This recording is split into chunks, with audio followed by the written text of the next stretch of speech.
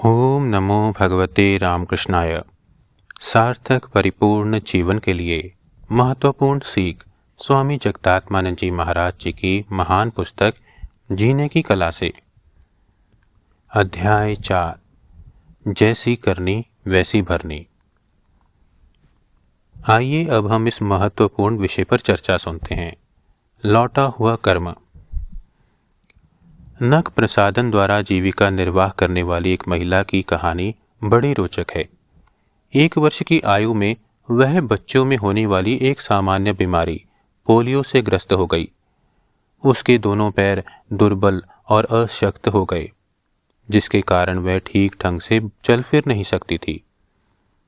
उसे चलने के लिए छड़ी या बैसाखी का उपयोग करना पड़ता था।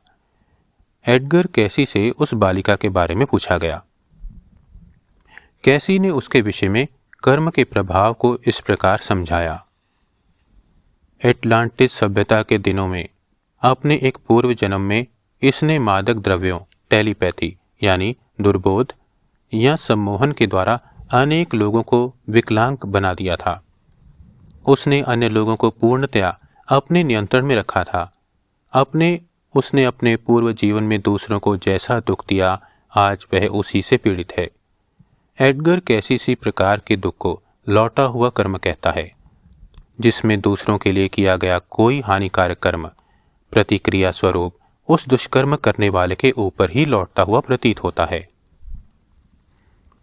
कैसी के विवरणों में लौटे हुए कर्म का एक उदाहरण और है। 40 वर्षीय एक महिला अपने बाल्यकाल से ही एक विचित्र रोग से पीड़ित थी। आधुनिक चिकित्सा विज्ञान इसे एलर्जी कहता है।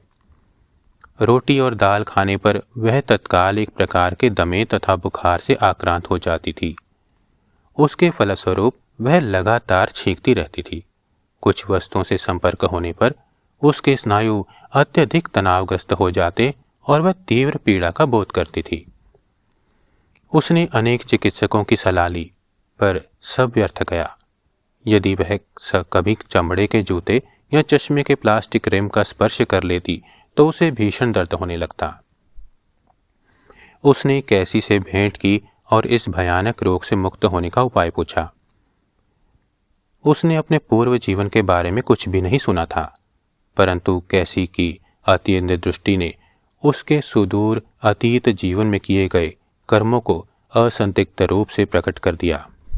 कभी यह महिला एक केमिस्ट थी।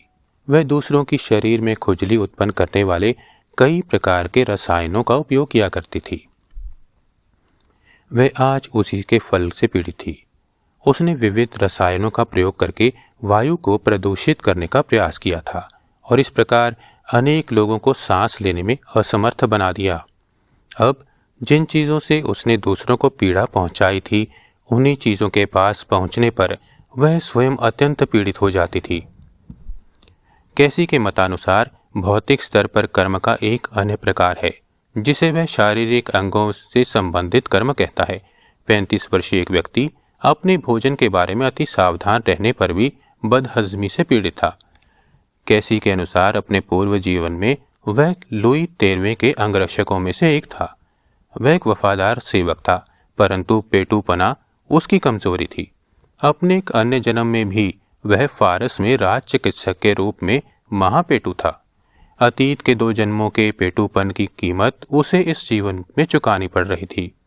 पिछले जन्मों में भोजन की अनावश्यक बर्बादी की भरपाई अब वह बदहजमी के द्वारा कर रहा था। ओम शांति शांति शांति। हरि ओम तत्सत। श्री राम कृष्ण अर्पणमस्तु।